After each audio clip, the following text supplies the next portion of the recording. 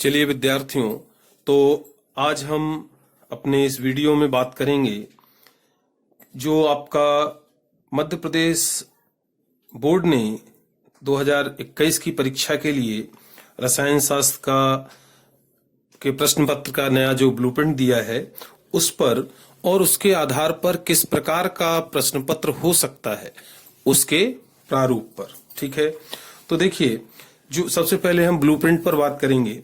जो ब्लूप्रिंट दिया हुआ है उसमें इस वर्ष इकाइयां जो हटाई गई हैं कोरोना के कारण, उनको छोड़कर कुल 14 इकाइयों से प्रश्न पूछे जाने हैं। ठीक है, इनमें से शुरू में 5 इकाइयां ठोस अवस्था, विलयन, वैद्युत रसायन, रासायनिक बलगतिकी और पृष्ठ रसायन।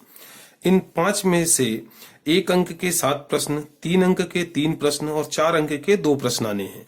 कुल मिलाकर 24 अंक के प्रश्न इनसे पूछे जाने हैं। इसी तरह से अगली 4 इकाइयां पी ब्लॉक के तत्व, डी एवं एफ ब्लॉक के तत्व, उप सहसंयोजी रसायन और दैनिक जीवन में रसायन।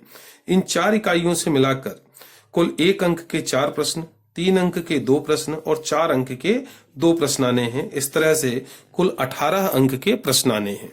ठीक है, और फिर बची हुई 5 इकाइयों haloalkanes, haloarenes, alcohol, phenol एवं ईथर, एल्डिहाइड, कीटोन, कार्बोक्सिलिक अम्ल, अमीन्स और जैव अणु से 1 अंक के 10 प्रश्न, 3 अंक के 2 प्रश्न, 4 अंक के 3 प्रश्न आने हैं।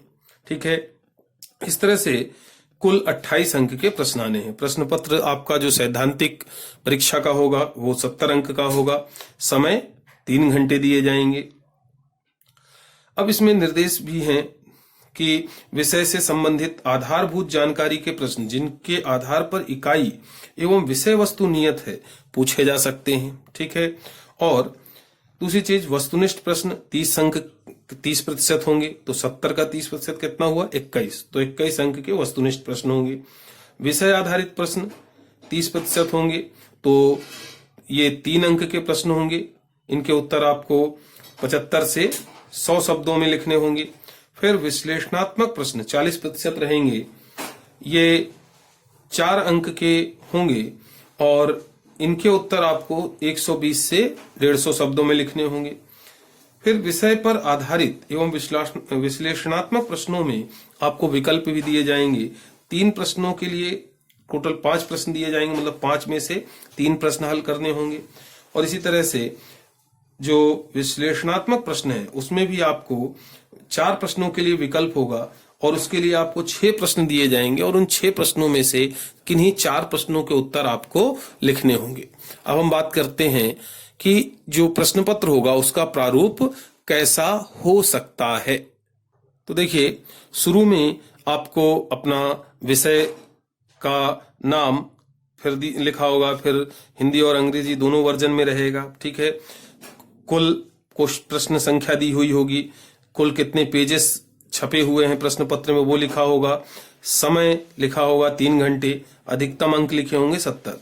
फिर आपको प्रश्न पत्र से संबंधित निर्देश दिए होंगे। निर्देश हम यहाँ पढ़ देते हैं, हिंदी अंग्रेजी दोनों में है। तो आप हम हिंदी में पढ़ रहे हैं, अंग्रेजी माध्यम के जो विद्यार्थी हैं वो वीडियो को पॉज करके या स्क्रीनशॉट लेकर के उसका अध्ययन कर लें। ठीक है, नहीं तो वीडियो बहुत लंबा हो जाएगा। देखिए, सभी प्रश्न अनिवार्य हैं। प्रश्न क्रमांक 1 से 4 तक वस्तुनिष्ठ प्रश्न हैं, कुल अंक 21 हैं। प्रश्न क्रमांक 5 से 8 तक विषय आधारित प्रश्न हैं, प्रत्येक प्रश्न 3 अंक का है। प्रश्न क्रमांक 9 में कुल 5 विषय आधारित प्रश्न हैं, इनमें से किन्हीं 3 प्रश्नों के उत्तर देने हैं। यह 3 × 3 9 अंक का है। प्रश्न क्रमांक 10 से 12 तक विश्लेषणात्मक प्रश्न हैं, प्रत्येक प्रश्न 4 अंक का है।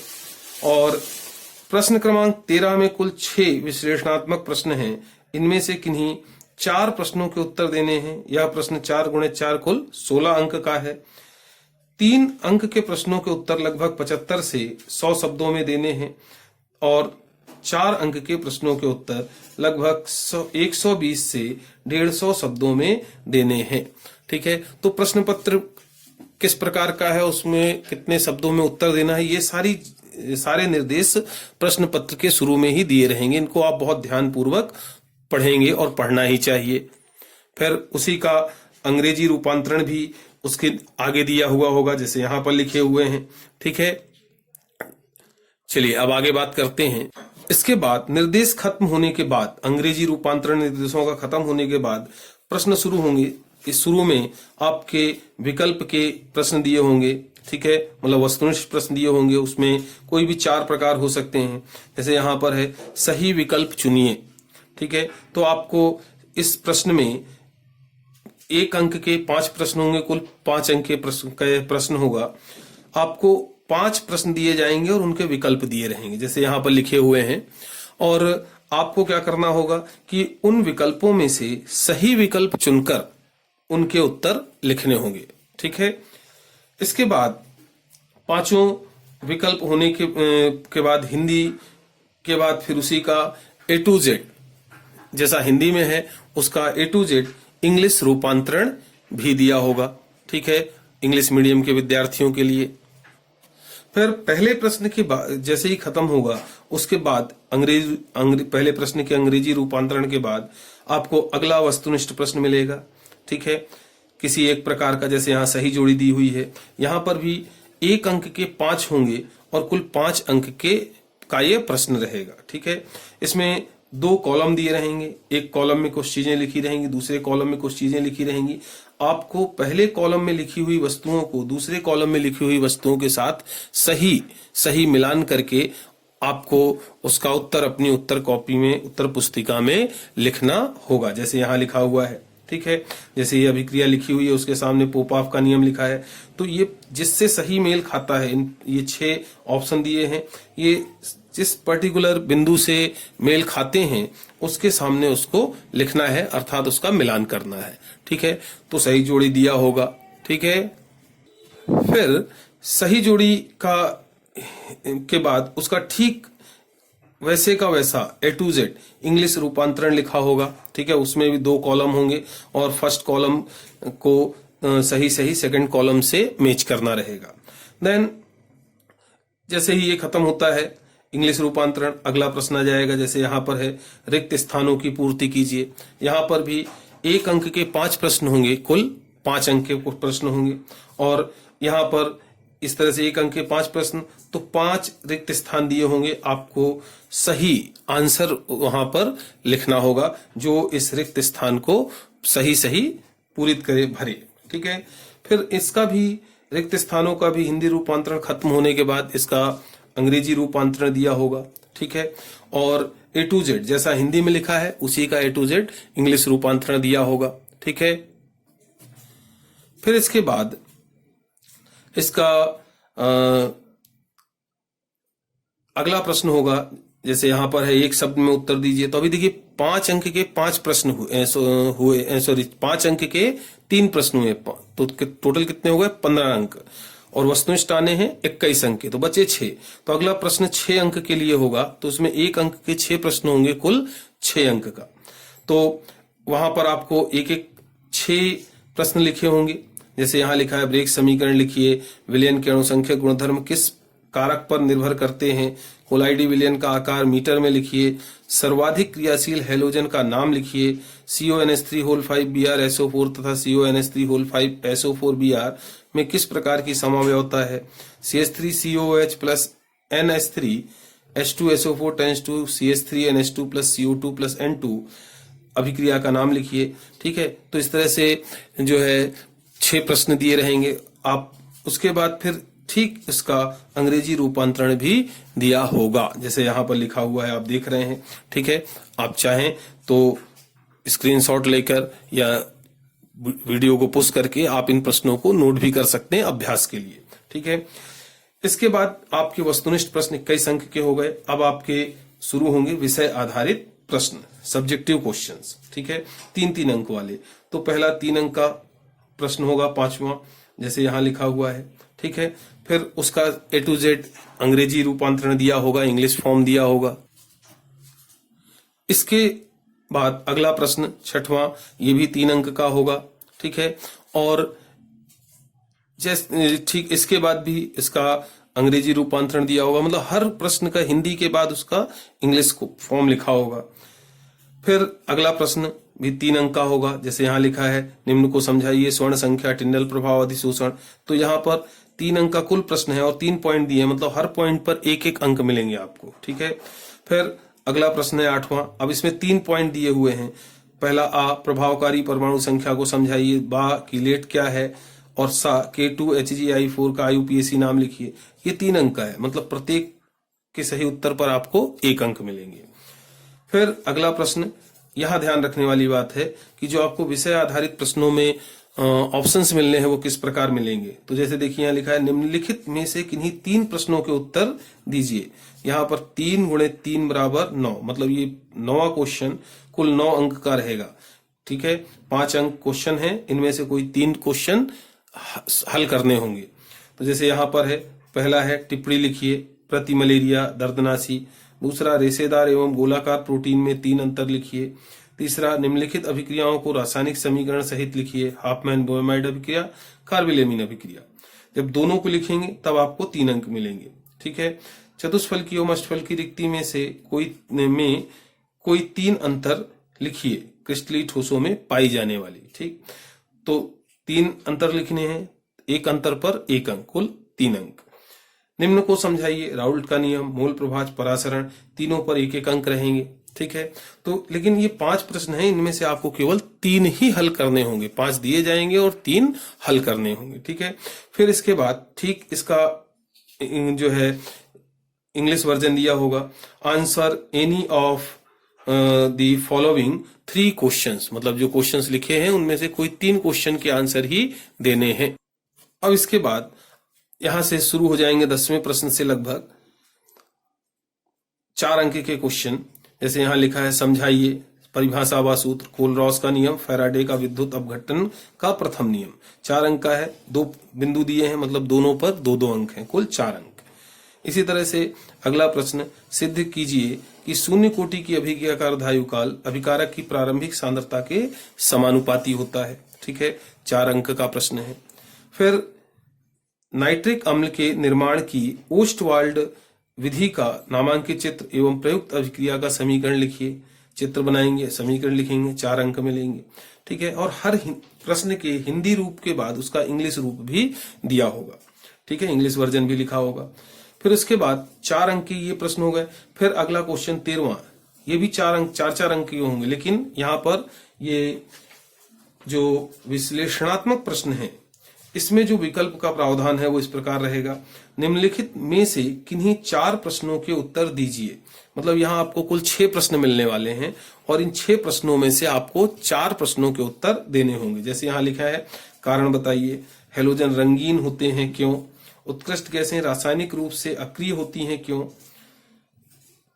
लैंथेनाइट संकुचन क्या है, इसका तत्वों पर प्रभाव समझाइए, क्लोरोफॉर्म से निम्न यौगिक कैसे प्राप्त करोगे, समीकरण लिखिए, फास्जीन, क्लोरोपिक्रिन, एसिटिलीन, मेथेन। फिर उसके बाद मतलब ये पूरा प्रश्न 4 अंक का है, इसमें 4 पॉइंट दिए। तो जब आप चारों की रिएक्शन लिखेंगे, सही सही अभिक्रिया लिखेंगे, तब जाके आपको 4 अंक मिलेंगे, प्रत्येक के लिए 1 अंक। नेक्स्ट, क्लोरोबेंजीन तथा क्लोरल को सांद्र सल्फ्यूरिक अम्ल की उपस्थिति में गर्म करने पर प्राप्त यौगिक का नाम, क्रिया का रासायनिक समीकरण तथा उसका उपयोग लिखिए, ठीक है। फिर निम्न को प्राप्त करने के लिए रासायनिक समीकरण दीजिए, एथिल अल्कोहल से एथिलीन, एथिलीन से फिनॉल, फिनॉल से फिनॉल्फथैलीन, एथिलीन से डाई एथिल ईथर। और फिर अगला, एस्टिक अम्ल से आप निम्न को कैसे प्राप्त करोगे, केवल समीकरण दीजिए। समीकरण बस लिखना है, 4 पॉइंट दिए हैं, हर सही समीकरण के लिए 1 अंक मिलेगा, ठीक है। Acetamide, ethyl acetate, asterisk anhydride और ट्राइक्लोरो एस्टिक अम्ल। फिर इसका A to Z जो इंग्लिश वर्जन है इस क्वेश्चन का, वो भी दिया होगा बिना किसी बदलाव के, जैसा हिंदी में ठीक वैसा ही इंग्लिश में, सेम टू सेम, बिना किसी बदलाव के। जैसे देखिए यहां, give reasons, halogens are colourful why, the noble gases are chemically inert why. फिर सेकंड है इसमें, what is lanthanide contraction, write its effect on elements. फिर थर्ड है, how will you get following compound from chloroform, write equation also. Phosgene, chloropicrin, acetylene and methane. Next fourth है on heating chlorobenzene and क्लोराइल in presence of concentrate sulfuric acid, name the compound formed, write chemical equation, its use. Next, write chemical equation to obtain the following: ethylene from ethyl alcohol, phenol from aniline, phenolphthalein from phenol, diethyl ether from ethyl alcohol. और 6 रहेगा इसमें, 6 है how will you obtain the following from acetic acid, give equation only, acetamide, ethyl acetate, acetic anhydride, trichloro acetic acid. ठीक है, इस तरह से जो है कुल आपको 6 प्रश्न दिए होंगे इसके अंतर्गत, और आपको इनमें से किन्हीं 4 प्रश्नों के उत्तर लिखने होंगे। ठीक है, अब यहां विशेष बात ध्यान दीजिए कि पहले तो आपको वस्तुनिष्ठ प्रश्न हो गए 4, फर्स्ट सही विकल्प चुनिए हो गया, ठीक है, 5 अंक का, और उसके बाद सही विकल्प चुनने के बाद फिर दूसरा हो गया सही जोड़ी 5 अंक का, ठीक है, और तीसरा क्वेश्चन हो गया रिक्त स्थान 5 अंक का, चौथा क्वेश्चन हो गया आपका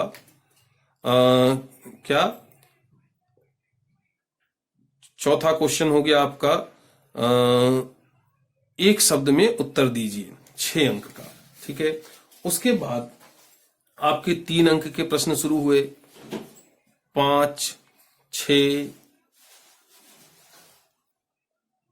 7, 3 अंक के प्रश्न हैं ये आपके, 8, और फिर जो 9वां क्वेश्चन है इसमें आपको 5 विकल्प मिले। ठीक है, 5 विकल्प मिले, आ, बा, सा, दा, ई। ठीक है, और इन 5 में से आपको कुल 3 प्रश्न ही हल करने हैं। ठीक है, कोई 3। ठीक है, फिर उसके बाद 4 अंक के प्रश्न आपके शुरू हुए 10वें प्रश्न से, तो 10, 11, 12 ये 4 अंक के प्रश्न थे। उसके बाद 13 में आपको पुनः 6 विकल्प मिले। ठीक है, आ, बा, सा, दा, ई और फा, कुल 6 विकल्प मिले, और इनमें से आपको कुल 4 प्रश्न हल करने थे या हल करने रहेंगे। तो कुल आपको प्रश्न कितने हल करने पड़ेंगे? 3, 4 ये वस्तुनिष्ठ हो गए, फिर 3 अंक के 1, 2, 3, 4 कंपलसरी क्वेश्चन, फिर उसके बाद ऑप्शन वाले 3, ठीक है, फिर 4 अंक के 3 कंपलसरी क्वेश्चन, फिर ऑप्शन वाले 4। तो कुल प्रश्न आपको हल करने होंगे 4, 4, 8, 4, 12, 13, 14, 15, 16, 17, 18 प्रश्न आपको हल करने होंगे। और आपको दिए कितने होंगे? 1, 2, 3, 4, 5, 6, 7, 8, 9, 10, 11, 12, 13, 14, 15, 16, 17, 18। ठीक है, कैसे? शुरू के 4 तो ये हो गए, फिर 5, 6, 7, 8, 9 में कितने हैं? 5, तो 8, 9, 10, 11, 12, 13। ठीक है, और उसके बाद 14, 15, 16, और फिर इसके बाद 13 में कितने हैं? 6, तो 16, 17, 18, 19, 20, 21, 22, कुल आपके 22 क्वेश्चन होंगे। ठीक है, और उस 22 क्वेश्चन में से आपको 3 घंटे में 18 प्रश्नों के उत्तर देने होंगे, जिसमें से शुरू के 4 प्रश्न वस्तुनिष्ठ होंगे। ठीक है, इस प्रकार से कुछ आपका इस वर्ष का प्रश्न पत्र 70 अंक का जो है रसायन शास्त्र का वो रह सकता है। ठीक है, तो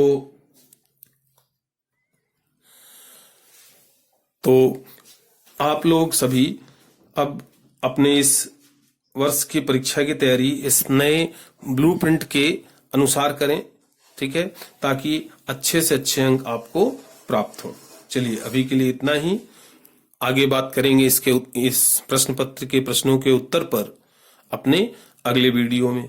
ठीक है, और तब तक आप अभ्यास के लिए प्रश्नों को अपना, जैसा मैंने बताया, स्क्रीनशॉट लेकर के या फिर वीडियो को पुश करके नोट करके और खुद अभ्यास कर सकते हैं। हम इन प्रश्नों के उत्तर लेंगे अपने अगले वीडियो में।